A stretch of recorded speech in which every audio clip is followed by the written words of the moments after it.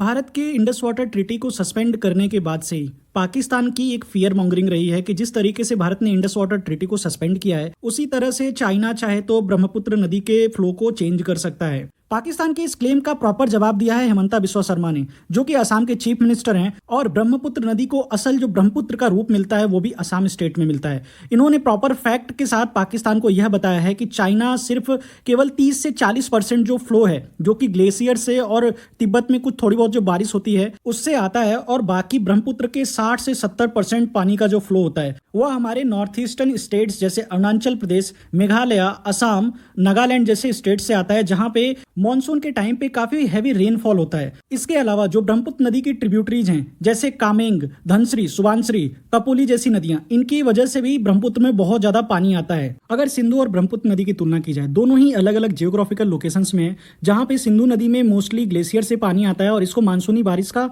बहुत कम ही पानी मिलता है। वहीं पे ब्रह्मपुत्र नदी एक ऐसे रीजन से बहती है जिस जगह पे दुनिया भर में सबसे ज्यादा रेनफॉल होता है, जिसके कारण ब्रह्मपुत्र नदी का जो फ्लो है सिंधु नदी की तुलना में बहुत ज्यादा है, और इस मानसूनी बारिश की वजह से असम और बांग्लादेश में काफी मैसिव फ्लड्स आते हैं ब्रह्मपुत्र नदी में। और रही बात, अगर चाइना कल को ब्रह्मपुत्र पे बहुत मैसिव डैम बना लेता है और अगर इन फ्यूचर कभी चाइना के साथ हमारा कोई डिस्प्यूट होता है जिसके कारण से चीन हमारे साथ हाइड्रोलॉजिकल डेटा शेयर करने से मना कर देता है, तो ऐसे कंडीशन से निपटने के लिए भी हमारे पास इस पूरे रीजन में इतने ज्यादा कैपेबल सैटेलाइट्स हैं जिनके थ्रू हम रियल टाइम में मॉनिटर कर सकते हैं कि चाइना कब पानी को स्टोर कर रहा है और कब उनको छोड़ रहा है, और उसके अकॉर्डिंग हम अपने लोगों को सेफ कर सकते हैं। और असम के चीफ मिनिस्टर का यह ट्वीट पाकिस्तान के मुंह पे एक करारा तमाचा है, जो फियर मॉन्गरिंग ये ब्रह्मपुत्र नदी को लेकर और चाइना पाकिस्तान की फ्रेंडशिप को लेकर करते हैं।